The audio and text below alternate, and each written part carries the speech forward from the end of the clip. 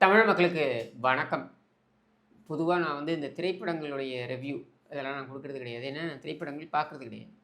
பார்த்தா தானே அதுக்கான ரிவ்யூலாம் குடுக்க முடியும். அந்த ரிவ்யூலாம் நான் வந்து குடுக்குறது கிடையாது. ஆனாலும் இந்த திரைப்படம் குறித்து இங்கே நெறைய விமர்சனங்கள், எதிர்மறையான விமர்சனங்கள். அதில பார்த்தீங்கன்னா, அந்த விமர்சனங்கள் வைக்கக்கூடியவர்கள் பல பேர் இந்த திரைப்படத்தை பார்த்தார்களா என்று கூட தெரியாது. ஆனாலும் அந்த விமர்சனங்களை வைத்திருக்கிறார்கள்.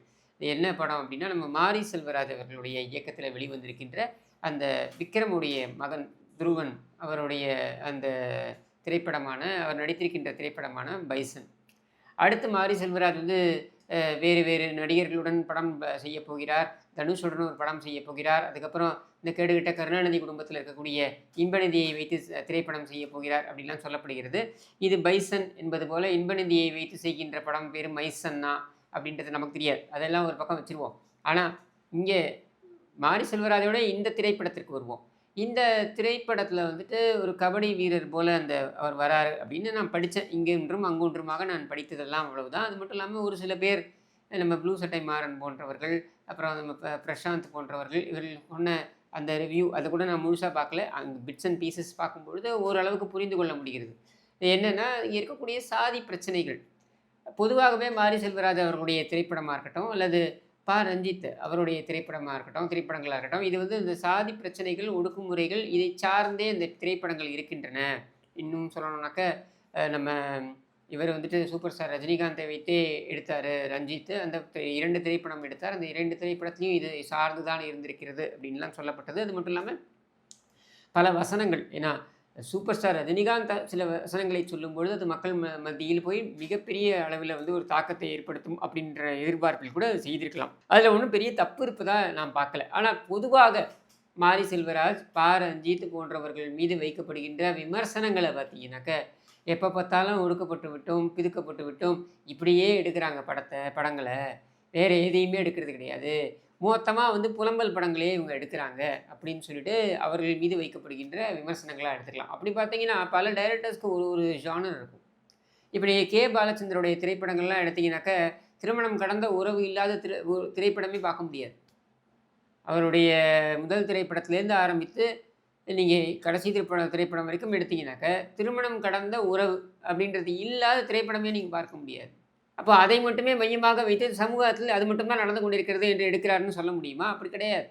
ஆனால் சமூகத்தில் அவர் பார்க்கக்கூடிய விஷயங்கள், அவர் மனதை பாதித்திருக்கக்கூடிய விஷயங்கள் அப்படின்னு சொல்லி அது ஒரு கிரியேட்டருக்கு அந்த அனுமதியை நம்ம குடுக்குறோம். நீங்க வந்து அனுமதி குடுக்குறோன்றத விட அந்த கிரியேட்டருடைய அந்த படைப்பை நம்ம வந்து ஏற்றுக்கொள்கிறோம். அப்படி நம்ம ஏற்றுக்கொள்ள மறுக்கிறோம் என்றால் நிராகரித்து செல்கிறோம். இவ்வளவுதான். பட் ஒரு படைப்பாளி இதைத்தான் படைக்க வேண்டும். இதை பேசவே கூடாது என்று சொல்வதற்கு இந்த சமுதாயத்திற்கு உரிமை இருக்கிறதா என்றால் கண்டிப்பாக இல்லை அப்படின்னு தான் நான் சொல்லுவேன். இதில் நீங்கள் சென்சார்ஷிப்னு போகலாம். எதை வந்து அனுமதிப்பது, எதை அனுமதிக்கக்கூடாது இதெல்லாம் சென்சாரில் அவங்க சில விதிமுறைகள் வச்சுருக்காங்க. அந்த விதிமுறைகள் பின்பற்றப்பட வேண்டும். அந்த விதிமுறைகள் பின்பற்றப்பட்டு விட்டது என்றால் சென்சாரில் அனுமதிச்சிட்டாங்கன்னாக்கா அந்த படத்தை அனுமதிக்க வேண்டியது தான். அதில் எனக்கு பிடிக்கலன்னா நான் வந்து அனுமதிக்கக்கூடாதுன்பேன். எனக்கு பிடிச்சிருக்குன்னா அனுமதிக்கணும். அந்த உரிமைக்காக நான் போராடுவேன். மாறி மாறி பேசக்கூடிய அரசியல் தலைவர்களே நிறைய பேர் இருக்காங்க. ஸோ நான் அதுக்குள்ளே போக விரும்பல. விதிமுறை என்ன சொல்கின்றன? சென்சார் அனுமதித்து விட்டது அப்படின்னா, நீங்க எந்த தடையும் இல்லாமல் அந்த திரைப்படத்தை வெளியிட வேண்டும் அப்படின்றது தான். ஸோ அந்த பார்வையில மாரி செல்வதோட இந்த திரைப்படத்தை பொறுத்தவரைக்கும், அவர் மீண்டும் அந்த சாதி பிரச்சனைகளை அவருடைய சிறு வயதில் எதிர்கொண்ட பிரச்சனையா இருக்கலாம். இல்ல அவருடைய சுற்றத்தில் அவர் பார்த்த பிரச்சனைகளா இருக்கலாம், உணர்ந்த பிரச்சனைகளா இருக்கலாம், அவர் அது குறித்து படித்த பிரச்சனைகளா இருக்கலாம். இந்த மாரி எவ்வளவோ விஷயங்கள் அவருக்கு தாக்கத்தை ஏற்படுத்தியிருக்கலாம். அதை அவர்கள் திரைப்படங்களாக கொண்டு வருகிறார்கள். இப்போ ஒடுக்கப்பட்டு விட்டோம், பிதுக்கப்பட்டு விட்டோம்னு பேசிட்டே இருக்கலாமான்னா, ஆமாம் பேசிட்டே இருப்போம். எதுவரையில் பேசிக்கொண்டே இருப்போம் என்றால், நாங்கள் ஒடுக்கப்படும் வரை நாங்கள் பேசிக்கொண்டே இருப்போம். நாங்கள் பிதுக்கப்படும் வரை நாங்கள் பேசிக்கொண்டே இருப்போம். நாங்கள் நசுக்கப்படும் வரை நாங்கள் பேசிக்கொண்டே இருப்போம் என்று சொல்வதற்கான உரிமை அவர்களுக்கு இருக்கிறதா என்றால் இருக்கிறது. அதை கூட சகித்துக் கொள்ள முடியவில்லை என்றால், இந்த சாதி வன்மம் அப்படின்றத இன்னி வரைக்கும் இருக்கா? அப்படின்றத இல்லைன்னு யாராவது ஒருத்தர் மனசாட்சியில் கை வைத்து சொல்ல முடியுமா என்றால் முடியாது. இன்றளவும் அது இருக்கிறது. அது எவ்வளவு தாக்கமா இருக்கு, எவ்வளவு தூரம் அது இருக்கு. இன்றைய காலத்தில நிறைய பேர் சிட்டிக்கெல்லாம் வந்துட்டு விட்ட சூழல்ல அது இன்னமும் இருக்கா? அப்படின்றதெல்லாம் வந்து விவாத பொருள். ஒரு இயக்குனர் இருக்குன்னு சொல்வாரு, ஒரு இயக்குனர் இல்லன்னு சொல்வாரு. உதாரணத்திற்கு சமுத்திரக்கனி இருக்குன்னு சொல்றாரு. இவரு அந்த இந்த மேனன் ஒருத்தர் இருக்காரே, அவர் வந்து இல்லைன்னு சொல்கிறாரு. இப்படி இருவேறு கருத்துக்கள் இருக்கின்றன. அதெல்லாம் அவங்கவங்களுடைய பார்வை. பட் இருக்குன்னு சொல்வதற்கான முகாந்திரங்கள் இங்கே நிறைய பார்க்க முடிகிறதா என்றால் பார்க்க முடிகிறது. உதாரணத்திற்கு பார்த்தீங்கன்னாக்கா தென் மாவட்டங்களில் பார்க்கக்கூடிய சாதி பிரச்சனைகள். இன்றைக்கும் சாதி பிரச்சனைகள் தலைவிரித்து ஆடுகிறது தென் மாவட்டங்களில். இதற்கு அரசியல் காரணமா, அரசியல்வாதிகள் காரணமா, சமூக சீர்கேடு காரணமா, இதெல்லாம் வந்து விவாதத்துக்கு உட்படுத்தப்பட வேண்டியது. இது வேறு ஒரு டாப்பிக்கில் நம்ம விவாதத்துக்கு உட்படுத்தி கொள்ளலாம்.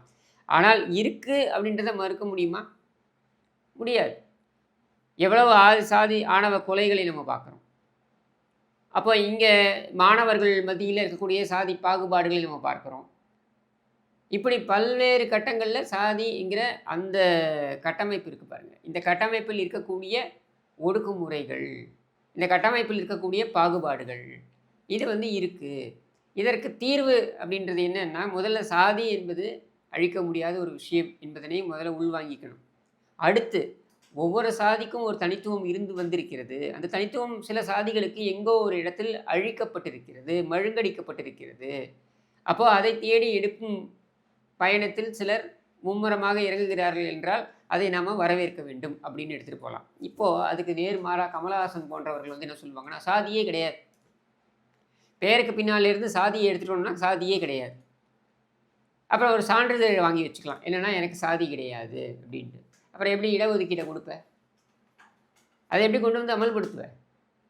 அதனால் இதற்கான, அதாவது ஆங்கிலத்தில் ஒரு சொல்லாடல் சொல்லுவாங்க, என்னன்னாக்கா throwing the baby along with the bath வாட்டர்னு சொல்லுவாங்க. ஒரு குழந்தையை குளிப்பாட்டுகிறோம் என்றால் குளிப்பாட்டி முடித்தவுடன் அந்த குளிப்பாட்டி நீர் இருக்கும் பாருங்கள், டப்பில் வச்சுருப்போம். அந்த டப்பில் தான் அந்த டப்பில் நீரை தான் வெளில கொட்டுவோம், கூட சேர்த்து குழந்தையின் தூக்கி வெளில போடுவோமா?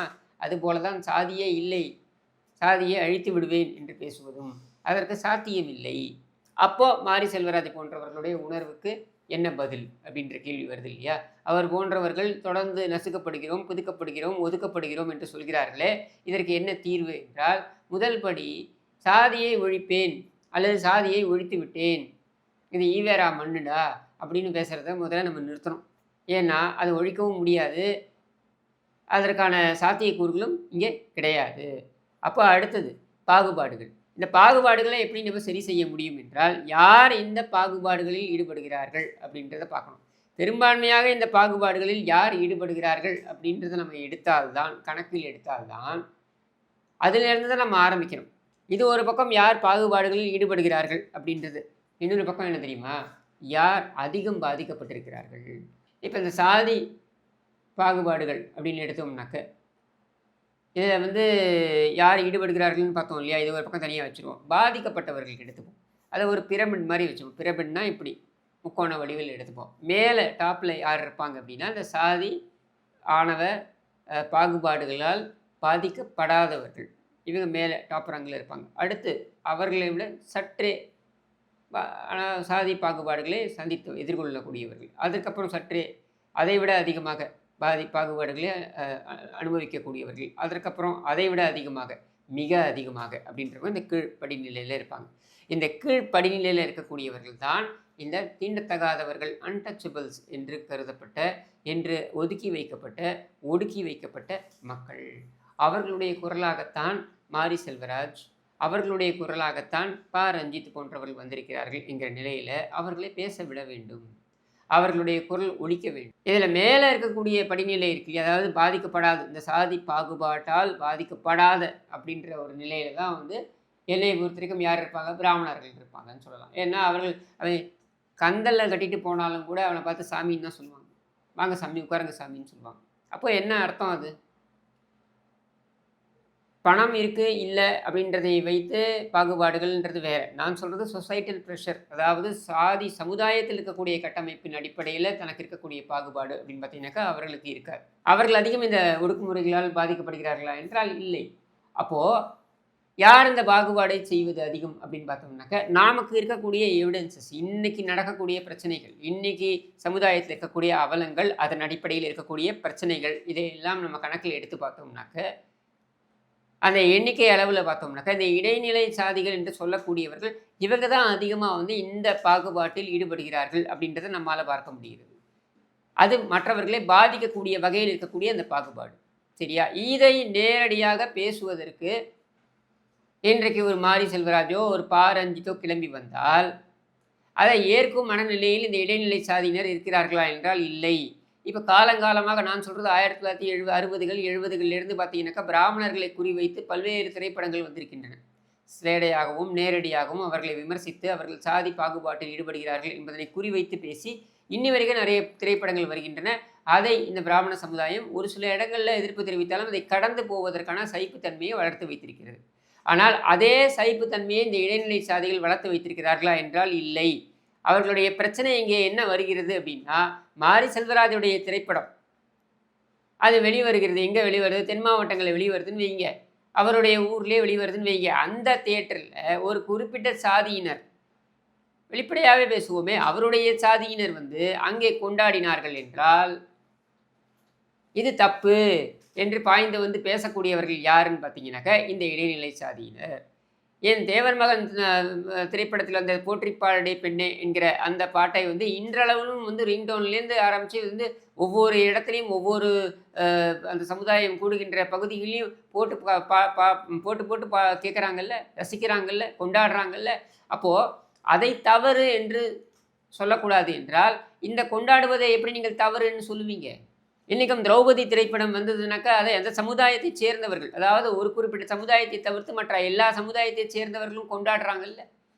அதுலேயும் முக்கியமாக அந்த இயக்குனர் மோகன்ஜி அவர்களுடைய சமுதாயம் கொண்டாடுது இல்லையா, வன்னியர் சமுதாயம் கொண்டாடுது இல்லையா. அப்போ அதை தவறு என்று சொல்ல முடியாதுன்னு தான் நான் சொல்கிறேன். அப்போ அது தவறு இல்லை என்றால் இதையும் தவறு இல்லை என்று சொல்லி கடந்து போவதற்கு ஏன் உங்களால் முடியவில்லை? ஏன் நம்மால் முடியவில்லை? என்னையும் சேர்த்துக்கிறேன். ஏன் முடியல? நீ ஒடுக்குற, நீ அவனை ஒடுக்குமுறையில் கொண்டு வர, அவனை ஒதுக்கி வைக்கிற, இதெல்லாம் செய்யும் பொழுது அவன் அதோடைய எதிர்வினையாக அவன் சார்ந்தவன் ஒரு திரைப்படத்தை கொண்டு வரும்பொழுது அதை கொண்டாடுகிறான். உனக்கு என்ன பிரச்சனை? அப்படி அவன் கொண்டாடுகிறான் என்றால் அது எதற்கான பதில்? நீ அவனை ஒடுக்கி வைத்திருக்கிறாய் என்பதற்கான பதில், நீ அவனை அடக்கி வைத்திருக்கிறாய் என்பதற்கான பதில். அது சகித்து கொண்டு போவதற்கான அந்த ஒரு குறைந்தபட்ச சகிப்புத்தன்மை கூட இல்லாமல் போவது ஏன்? உனக்கு பிடிக்கலன்னா அந்த திரைப்படத்தை பார்க்காம ஒதுக்கிட்டு போ. அதை விடுத்து மாரி செல்வராஜை தனிப்பட்ட விதத்தில் தாக்குவது, அவரை ஒரு சாதியவாதி என்று சொல்வது, சரி இருந்துட்டு போட்டோமே. ஒரு சாதி சார்ந்த பிரச்சனைகளே அவர் எடுத்து பேசுகிறாருன்னா பேசிட்டு போகட்டுமே. திரைப்படத்தில் அவர் எப்படி சித்தரிக்கிறார் என்பதெல்லாம் எனக்கு தெரியாது. உண்மையிலேயே தெரியாததுனால நான் பேச விரும்பலை. எனக்கு அது அவசியமும் கிடையாது. ஏன்னா என்னை பொறுத்த வரைக்கும் மாரி செல்வராஜ் அவர்களுடைய உரிமையை நான் மதிக்கிறேன். அவர் படைப்பிற்கான உரிமையை நான் மதிக்கிறேன். அதற்காக அவர் படைப்பை எல்லாம் ஆஹா ஓஹோன்னு கொண்டாட வேண்டிய அவசியம் எனக்கு கிடையாது. மாரி செல்வராஜ் போன்றவர்கள் அனுபவித்த வலியும் வேதனையும் நான் அனுபவித்தவனும் கிடையாது. அதையும் சொல்லிடுறேன், அதையும் பதிவு பண்ணிடுறேன். ஏன்னா குறைந்தபட்ச நேர்மை இருக்கணும் இல்லையா சொல்லும்பொழுது, ஒரு விஷயத்தை பேசும்பொழுது. அப்போ நான் அந்த வலியும் வேதனையும் அனுபவிக்காத நிலையில் அதை பற்றி விமர்சிப்பது அப்படின்றது முறையாக இருப்பாது அப்படின்றது என்னுடைய தனிப்பட்ட கருத்து இந்த பிரச்சனையை பொறுத்த வரைக்கும். இப்போ இதுக்காக ஒரு பாலியல் வன்கொடுமை நடக்குது அப்படின்னா நீ அந்த வலியும் வேதனையும் அனுபவிக்காமல் நீ அதை பற்றி பேச முடியுமான்னு கேட்கக்கூடாது. இது அபத்தமான வாதம். ஆனால் இந்த பிரச்சனையை பொறுத்த வரைக்கும் என்னால் புரிந்து கொள்ள முடிகிறது. ஏனென்றால் சாதி கட்டமைப்புகள் அப்படியான ஒரு பாகுபாட்டை ஏற்படுத்தி ஒரு ஒடுக்குமுறையை ஏற்படுத்தி இருக்கிறது. அப்போது இந்த ஒடுக்குமுறையை எப்படி எதிர்கொள்வது? அதற்கான தீர்வு என்ன? சாதியை ஒழிப்பது அதற்கான தீர்வு கிடையாது. மாரி செல்வராஜே அப்படி சொன்னாலும் அது புல்ஷிட். சரியா? அடுத்தது, இந்த பாகுபாட்டை முதலில் பிரச்சனை இருக்கிறது என்பதனை ஏற்றுக்கொண்டால்தான் இந்த பாகுபாட்டை தீர்க்க முடியும். 4வது, இந்த பாகுபாட்டை யார் அதிகம் செய்கிறார்களோ அவர்களை நீங்கள் அணுகாமல், அவர்களிடம் இந்த விவாதத்தை கொண்டு செல்லாமல், எல்லாவற்றுக்கும் காரணம் பிராமணர்கள் தான் என்று சொல்லி பூசி மொழிகினால் நீங்கள் இந்த தீர்வை நோக்கி போகவே முடியாது. உங்களுக்கு தைரியம் இருந்தால், துணிச்சல் இருந்தால் மாரி செல்வராஜிடமே கேளுங்கள். உங்களுக்கு எதிரான அடக்குமுறைகள் அதிகம் செய்வது யார், பிராமணர்களா என்று கேளுங்கள். பா ரஞ்சித்தை கூட்டு கேளுங்க, உங்களுக்கு எதிரான அடக்குமுறையை அதிகமாக செய்வது யார் என்று கேளுங்கள், பிராமணர்களா என்று கேளுங்கள். இல்லை என்றால் யார் அதிகம் செய்கிறார்களோ அவர்களை நீங்கள் முதலில் விவாத பொருளாக்க வேண்டும். அவர்களிடம் இந்த விவாதத்தை எடுத்து செல்ல வேண்டும். அதை எடுத்து செல்வதற்கான துணிச்சல் இன்றைக்கு இருக்கக்கூடிய மீடியாக்களுக்கு இருக்கா? இன்றைக்கு இருக்கக்கூடிய அரசியல்வாதிகளுக்கு இருக்கா? அரசியல்வாதிகள் எதில் பின்னால் ஒழிந்து கொள்வார்கள் என்றால், பிராமணர்கள் பிராமணர்கள் அல்லாதவர்கள் அப்படின்னு ஒரு மிகப்பெரிய ஒரு போர்வைக்குள்ளே போய் ஒழிந்து கொள்வார்கள். இது பிராமணர்கள் அல்லாதவர்களுக்கான பிரச்சனை இல்லை. பிராமணர்கள் அல்லாதவர்கள், அந்த பிராமணர்கள் அல்லாதவர்களில் கீழ்ப்படிநிலையில் சிக்கிக்கொண்டு உள்ள அதிகப்படியான ஒடுக்குமுறையை சந்தித்து வரும் அந்த ஒடுக்கப்பட்ட மக்களிலேயே அடித்தளத்தில் இருக்கக்கூடிய தலித்து மக்கள். அப்போ இந்த தலித்து மக்களுடைய பிரச்சனையை பிராமணர்களை குறை கூறி நீ தப்பிக்க முடியுமா என்றால் முடியாது. அதே போல் அவர்கள் பேசுவதெல்லாம் ஒடுக்கப்பட்டான், பிதுக்கப்பட்டான்னு சும்மா பேசிகிட்டே இருக்கான்னு, புலம்பிகிட்டே இருக்கான்னு சொல்லிட்டு நீ கடந்து செல்லவும் முடியாது. ஏனென்றால் தவறு உன்னிடம் இருக்கிறது. அப்போ அதை எடுத்து அதை அனலைஸ் பண்ணு. அதை செய்யாதவரை மாரி செல்வராஜ் போன்றவர்களுடைய திரைப்படங்கள் வந்து கொண்டு தான் இருக்கும். அதை ஆக்ரோஷமாக கொண்டாடுபவர்கள் இருந்து கொண்டு தான் இருப்பார்கள். அதை மாரி செல்வராஜின் சாதிக்காகவே கொண்டாடுபவர்களும் இருக்கத்தான் செய்வார்கள். பாரஞ்சித் போன்றவர்கள் தொடர்ந்து இந்த திரைப்படங்களை கொண்டு வரத்தான் செய்வார்கள். பாரஞ்சித்துடைய சாதியினர் அதை கொண்டாடுவது, ஆக்ரோஷமாக கொண்டாடுவது, பாரஞ்சித்துக்காகவே கொண்டாடுவது என்பதும் இருக்கத்தான் செய்யும். அதை நீ எதுவுமே செய்ய முடியாது, தடுக்கவே முடியாது. அப்போ உண்மை நிலை என்ன அப்படின்றத எடுத்து விவாதிப்பதற்கான துணிச்சல் இங்கே யாருக்கு இருக்கிறது அப்படின்றதான் நான் ஒரு காத்திருந்து பார்க்குறேன். யார் தான் இருக்காங்க, யார் தான் இந்த பூனைக்கு மணி கட்டப் போகிறார்கள் என்பதை நானும் பார்க்குறேன் என்று கூறி விடைபெறுகிறேன். நன்றி, வணக்கம்.